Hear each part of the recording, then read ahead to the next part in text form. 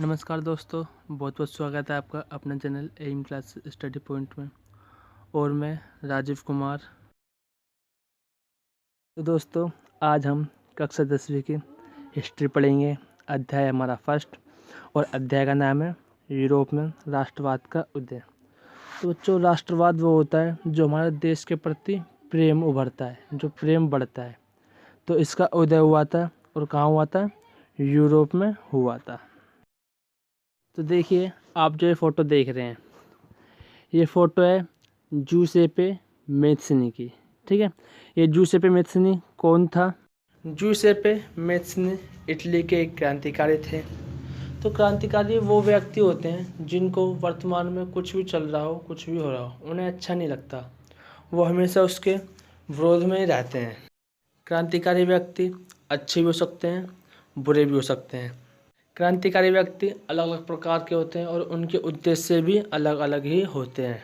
और यह एक इटली के क्रांतिकारी थे, और इन्होंने इटली में यंग नामक एक आंदोलन चलाया था। जैसा कि आप सभी जानते हैं कि आंदोलन चलाने का कोई ना कोई कारण होता है।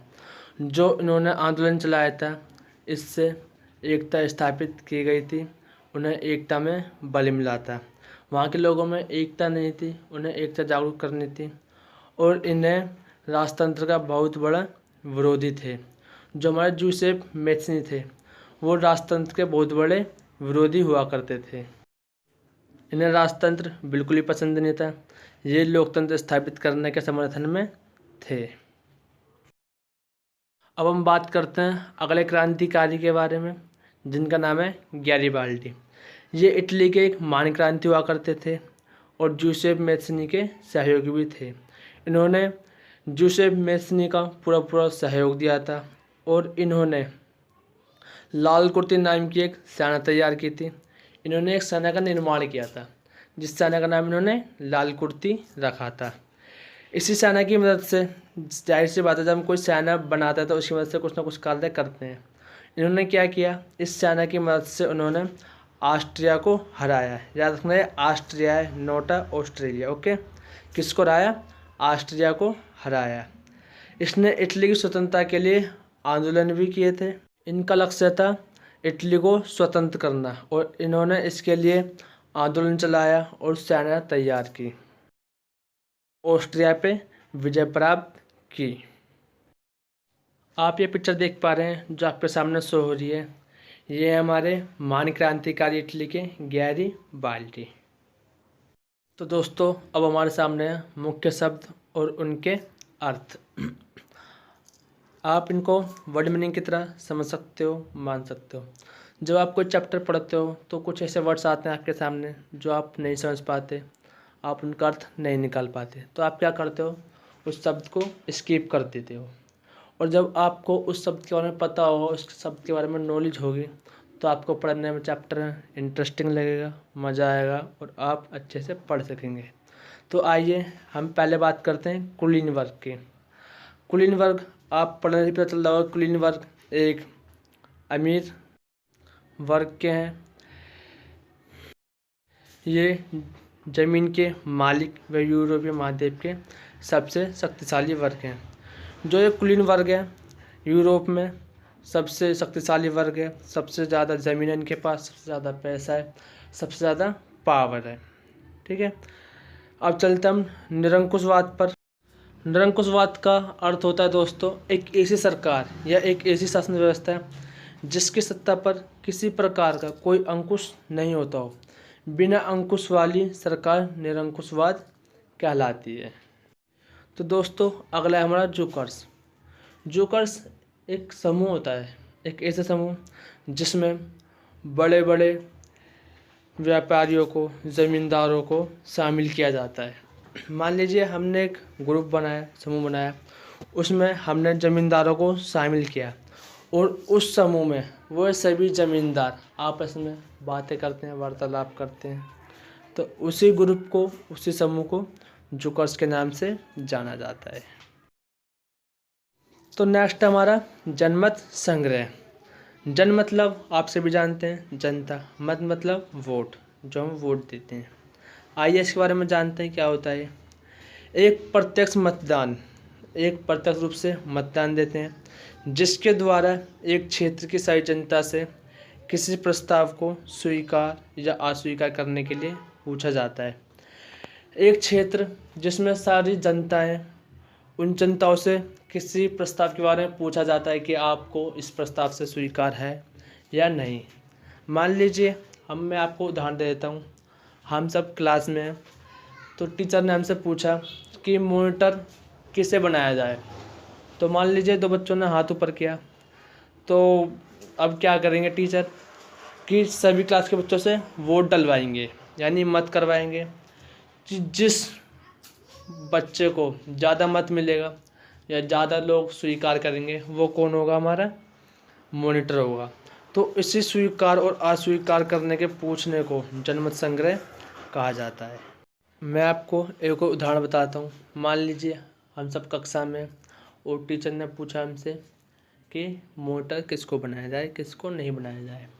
तो 2 बच्चों ने हाथ ऊपर किया।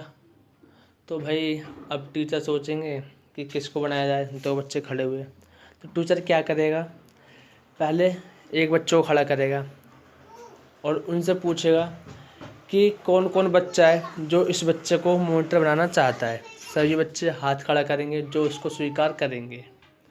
और फिर टीचर दूसरे बच्चों को खड़ा करेगा, उनसे पूछेगा जो इसके पक्ष में, वो हाथ स्टैंड कर लीजिए। तो जिसको ज़्यादा मत मिलेगा वही मॉनिटर कहलाएगा। तो इसी को जनमत संग्रह कहते हैं। अगला आता है दोस्तों हमारा रूढ़िवाद। रूढ़िवाद का अर्थ होता है दोस्तों, रूढ़िवाद वो होता है, ऐसे लोग होते हैं जो पुरानी परंपराओं को, पुराने रीति रिवाजों पर बल देते हैं, उन्हें मानते हैं और उन्हें नई परंपराएं, नए रीति रिवाज पसंद नहीं होते।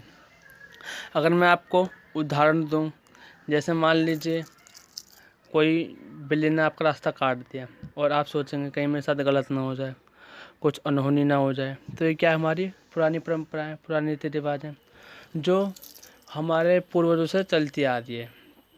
तो ये क्या है, ये एक रूढ़िवाद वाली बात है, परंतु इसके पीछे कोई साइंटिफिक रीज़न नहीं होता, लेकिन हम मानते हैं। क्यों? क्योंकि ये पुरानी रीति रिवाजों, पुरानी परंपराओं से चलता आ रहा है। तो सेम रूढ़िवाद ऐसे लोग होते हैं जो पुरानी परंपराओं को, पुराने रीति रिवाजों को ख़त्म करना नहीं चाहते। ये उन्हीं पर बल देते हैं और उन्हें आगे बढ़ावा देते हैं। इसी को रूढ़िवाद कहते हैं। अब आपके सामने फ्रांसीसी क्रांति और राष्ट्र का विचार, ये आपकी हेडिंग है। जब फ्रांस में क्रांति हुई, फ्रांसीसी क्रांति हुई और राष्ट्र का विचार आया कि अब कि राष्ट्र को कौन और कैसे निर्धारित करेगा, उसके नियमों को कौन बनाएगा, उसके कानूनों को कौन निर्धारित करेगा। तो आइए देखते हैं।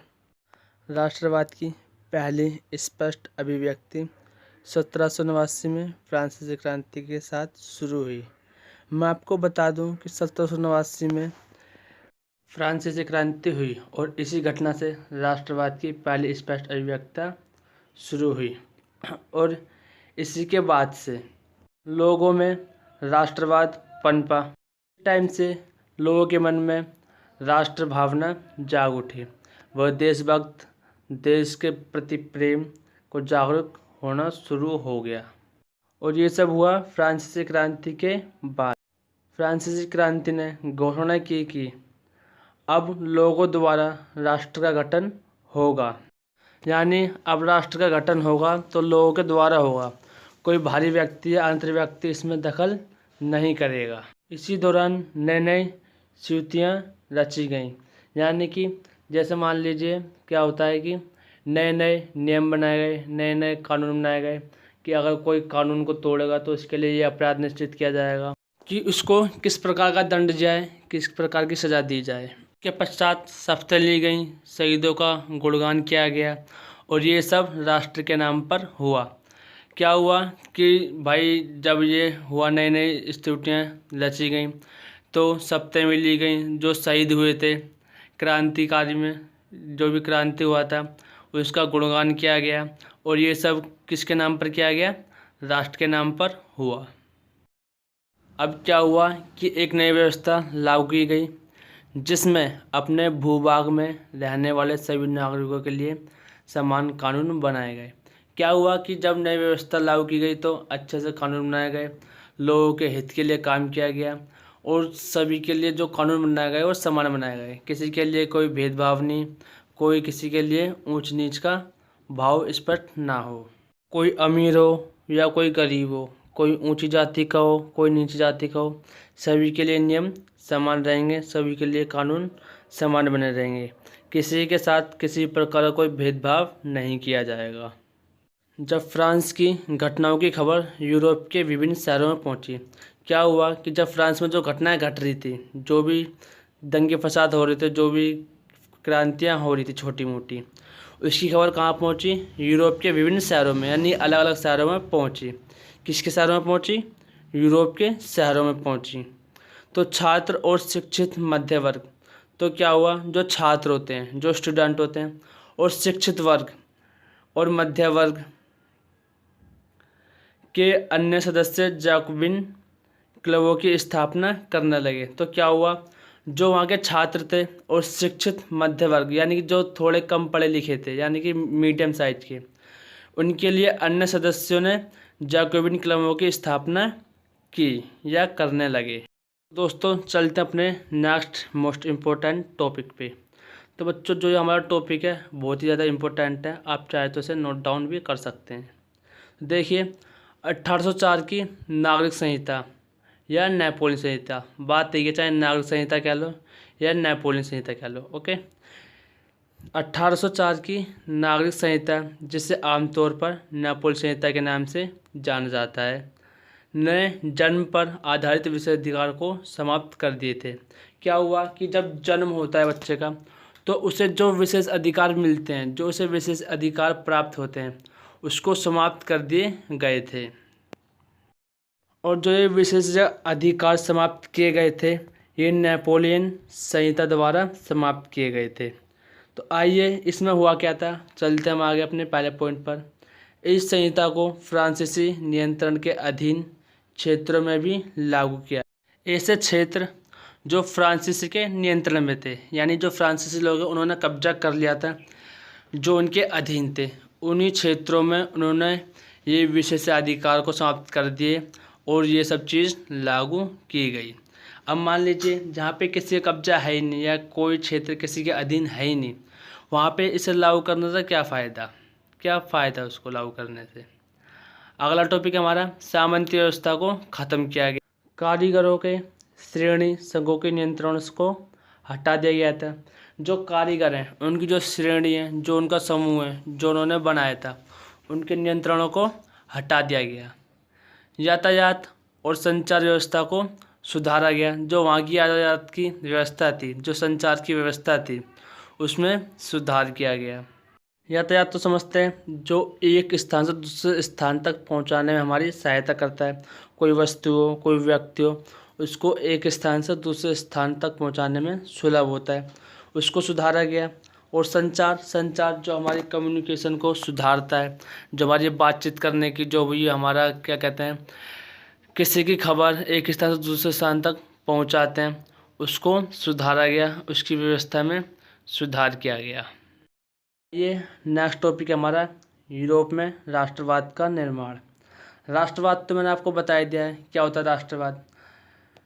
राष्ट्रवाद वह होता है जो देशभक्त होता है, जो वर्तमान में चल रहा होता है उसे बिल्कुल भी अच्छा नहीं लगता, वो उसके विरुद्ध होता है। तो देखिए, जिन्हें आज हम जर्मनी, इटली और स्विट्ज़रलैंड के रूप में जानते हैं, ये जितने भी जगह है, जितने भी देश हैं, जर्मनी हो गया, इटली हो गया और स्विट्ज़रलैंड हो गया, जिसके रूप में भी हम इसे आज जानते हैं वर्तमान में, वे तब राजशाहियों, डेचियों और कैंटनों में बटे हुए थे। ठीक है, उस टाइम पे क्या था, राजशाहियों में बटे हुए थे, डेचियों में और कैंटनों में बटे हुए थे। कौन कौन बटे हुए थे? जर्मनी, इटली और स्विट्ज़रलैंड। पूर्वी और मध्य यूरोप निरंकुश राजतंत्रों के अधीन थे और इन इलाकों में तरह तरह के लोग रहते थे। क्या होता था कि पूर्वी एरिया है हमारा, और मध्य यूरोप, जो यूरोप का जो मध्य यानी जो बीच का स्थान है, यूरोप निरंकुश राजतंत्रों के अधीन थे। किसके अधीन थे? राजतंत्रों के अधीन थे। और इन इलाकों में तरह तरह के लोग रहते थे। जो ये इलाका था इसमें अलग अलग प्रकार के, भिन्न भिन्न प्रकार के, अलग अलग वर्गों के लोग रहा करते थे। अब देखिए, हंगरी में आधे लोग मैग्यार भाषा बोलते थे। देखिए, बात कर रहे हैं भाषा की, ठीक है, जबकि बाकी लोग अलग अलग बोलियां का इस्तेमाल करते थे, ठीक है। देखिए, मैं आपको उदाहरण से बता देता हूँ। मान लीजिए 100 लोग हैं, उन 100 लोगों में से 50 लोग जो हैं वो क्या करते हैं? मैग्यार भाषा बोलते थे, ठीक है, 50 लोग। और जो बाकी के 50 लोग बचे हैं वो अलग अलग प्रकार की भाषाएं बोला करते थे या बोलियों का इस्तेमाल करते थे। नेक्स्ट है गालिसिया। गालिसिया एक जगह का नाम है, एक स्थान का नाम है, जहाँ पर कुलीन वर्ग के लोग रहा करते थे, जो अमीर वर्ग के हुआ करते थे। वो किस प्रकार की भाषा बोलते थे? पोलिश भाषा बोलते थे। तो दोस्तों, आपको हमारी वीडियो कैसी लगी कमेंट में लिख के ज़रूर बताएं, और वीडियो को लाइक और शेयर करना ना भूलें। और जिन बच्चों ने हमारे चैनल को सब्सक्राइब ना किया हो वो चैनल को सब्सक्राइब ज़रूर करें, ताकि हमारे आने वाली वीडियो सभी तक टाइम टू टाइम पहुंच सके। धन्यवाद। Good bye. जय हिंद बच्चों।